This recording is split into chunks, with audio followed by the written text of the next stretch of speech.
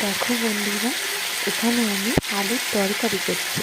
তো এখানে দেখো টমেটো, কাঁচা লঙ্কা, পাঁচফোড়ন দিয়ে দিয়েছিলাম আমি তেলের মধ্যে। তারপর আলুগুলো দিয়ে আমি একটু ভালো করে কষিয়ে নিচ্ছি, সেটা তোমরা দেখতেই পাচ্ছ। দেখো,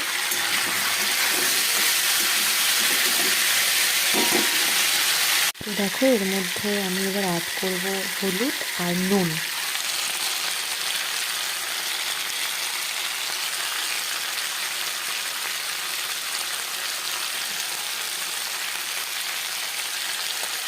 দিয়ে আমি একটু ভালো করে এটা একটু ভেজে নেবো।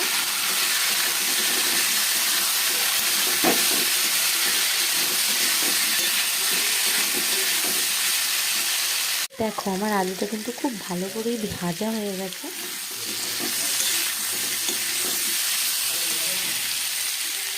এবার আমি এর সাথে জল অ্যাড করব।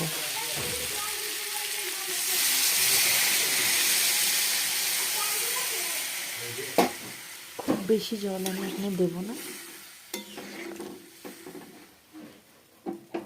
দিয়ে গ্যাসের ফ্লেমটা আমি লোতে রাখবো কিছুক্ষণ।